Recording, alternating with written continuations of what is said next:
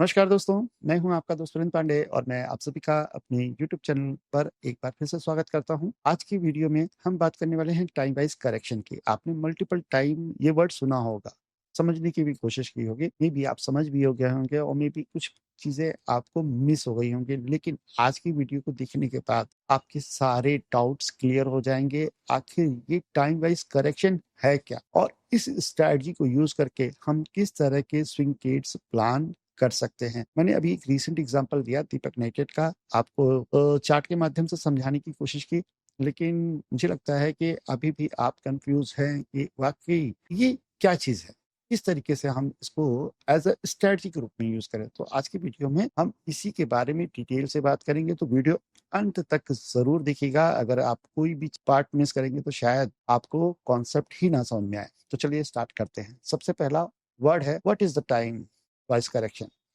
तो time wise correction को समझना है ना, तो सबसे पहले आपको इम्पल्सिव मूव को समझना पड़ेगा, क्योंकि विदाउट इम्पल्सिव मूव कोई भी करेक्शन नहीं आता, खासकर मेजर करेक्शन। और उसके बाद अगर हम बात करें स्टॉक्स फंडामेंटली बहुत स्ट्रांग है तो वो मोस्टली एक रेंज के अंदर चला जाता है। एग्जांपल के तौर पर आप दीपक नाइट्रेट को देखिए। दीपक नाइट्रेट के रन की बात कर लेते हैं कोविड के बाद से। ये कोविड करेक्शन है, ठीक है, और ये इसका हाई है। आप ध्यान दोगे तो 2021 का हाई है और 2020 में ये रन स्टार्ट हुआ था। कितना टाइम लगा? 1 ईयर। कितने परसेंट का रिटर्न है? 900% का। अब आप खुद सोचो कि क्या ऐसा पॉसिबल है? बहुत ही रेयर होता है कि कोई स्टॉक एक साल के अंदर 900% का रिटर्न दे। ठीक है, बुल रन तो 2020 के बाद चालू हुआ, कई स्टॉकों ने दिया, लेकिन यहाँ पर 1 ईयर के अंदर ही, यानी बहुत ही शॉर्टर टाइम फ्रेम में बहुत बड़ा मूव आया।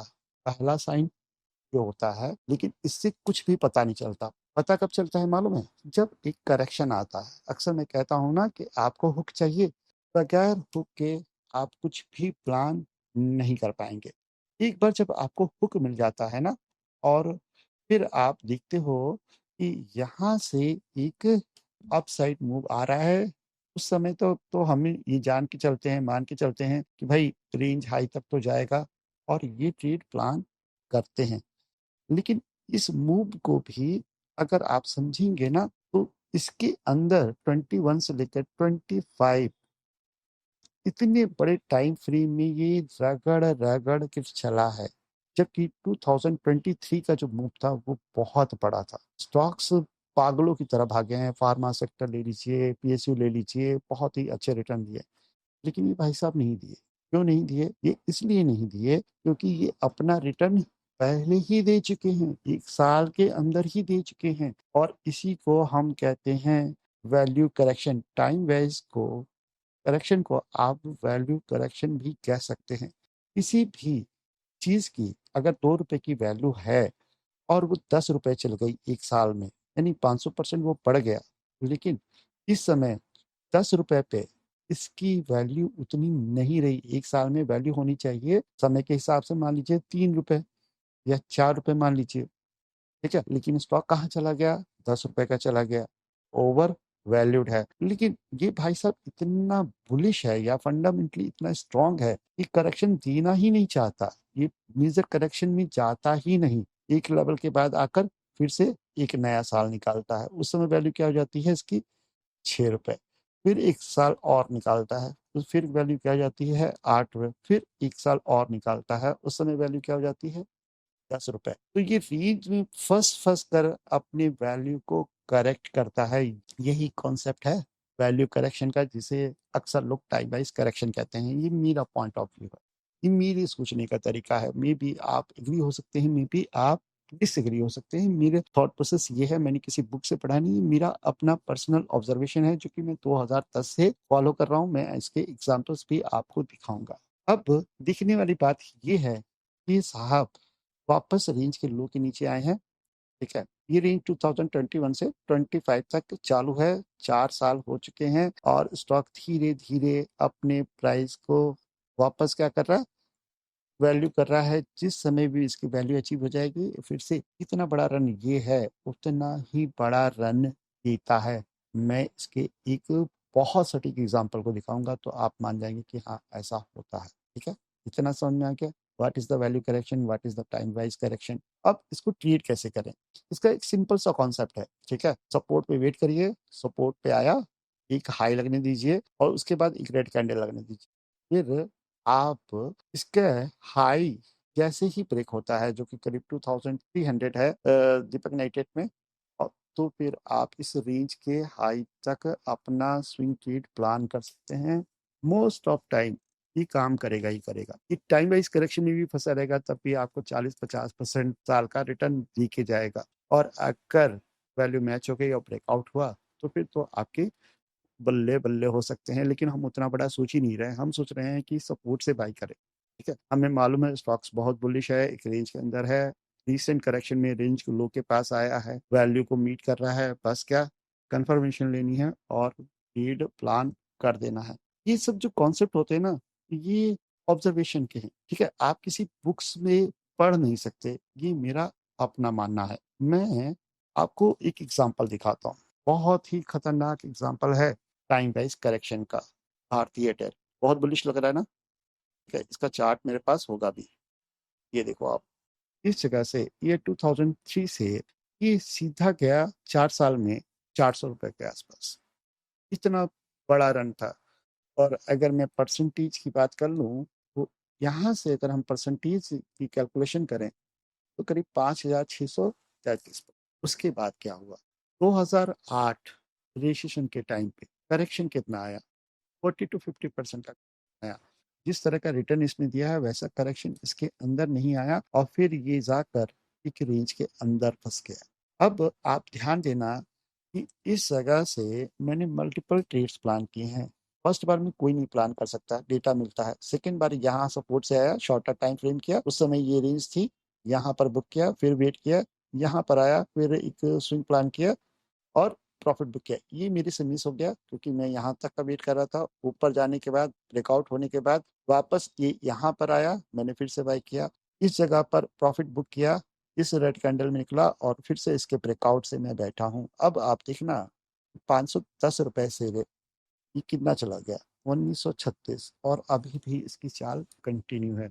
लेकिन देखने वाली बात ये है कि 2008 से लेकर भाई साहब 2021 तक फँसे रहे, यानी 13 साल ये एक रेंज के अंदर रहा। तो क्या रेंज के अंदर ट्रेड नहीं प्लान की जा सकती है? बिल्कुल प्लान की जा सकती है। अलग-अलग स्टॉक के अलग-अलग कैरेक्टर होते हैं। जैसे कि आपको दीपक नाइट्रेट में दिखाया कि वो एक रेंज में फँसा हुआ है। एक स्टॉक मैं और आपको दिखाता हूँ, जो सेम पैटर्न पे काम कर रहा है और इसे भी मैंने आपके साथ शेयर किया है, डीमार्ट। ध्यान दीजिएगा, 2021 बहुत तेज़ रन है, ठीक है? उसके बाद क्या हुआ है, फँस गया है, रेंज के लो पे आया, ये हाई मारा, फिर से रेंज के लो पे आया, देखेंगे तो सेम पैटर्न है।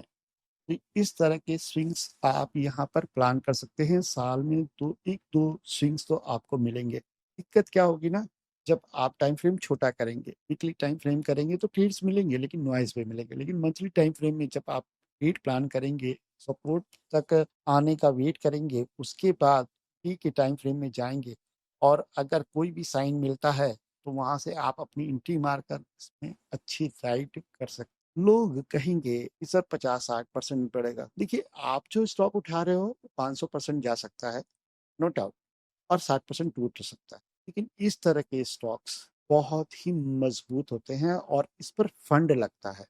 कहने का मतलब है कि अगर मैं कोई स्टॉक्स 5 लाख रुपए का खरीद रहा हूँ और डीमार्ट वगैरह, जैसे कि डीमार्ट की ही बात कर लें, मैं पैसे की तो बात नहीं करूँगा लेकिन एग्ज़ाम्पल के तौर पे बताऊँगा आपको कि मैं अगर कोई स्टॉक्स 5 लाख रुपए का खरीद रहा हूँ, तो डीमार्ट में मेरे को एंट्री 50 लाख रुपए से नीचे नहीं चाहिए। मेरे को मालूम है कि ये चलेगा और एक सर्टेन लेवल तक चलेगा, ठीक है? फ़ियर नहीं है, डर नहीं है, मैं लेके बैठ सकता हूँ और वहाँ पे जाके प्रॉफ़िट बुक कर सकता हूँ। वेल टेस्टेड स्ट्रैटेजी है, ऐसे मल्टीपल स्टॉक्स मैं आपको दिखा सकता हूँ। मैं एक और स्टॉक आपको दिखाता हूँ और इसको मैंने शेयर किया हुआ है, ठीक है? बहुत बार प्लान किया है बाबूजी, फर्स्ट बार में नहीं प्लान हुआ है, लेकिन जब यहाँ पर आया 13 में, फिर उसके बाद 20 में, ठीक है? यहाँ से लिया और उसके बाद 20 में लिया, तो 20 में लेके अभी तक बैठे हैं और ये अभी चल रहा है।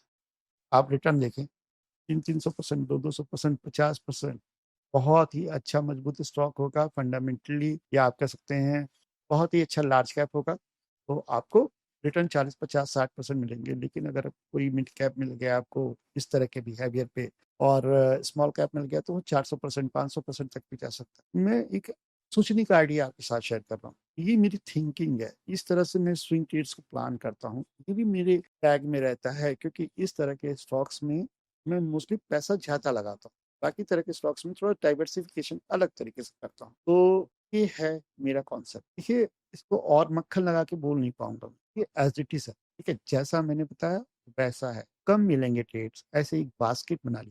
जैसे मैं कर आपने 2 स्टॉक आपके साथ शेयर किए, ज़्यादा स्टॉक आपके साथ शेयर नहीं कर सकता। मेरी पोज़ीशन है, टीवी रजिस्टर्ड आ रहे हैं, अपना स्टॉक आपको दूँगा तो मैनिपुलेशन में आ जाएगा।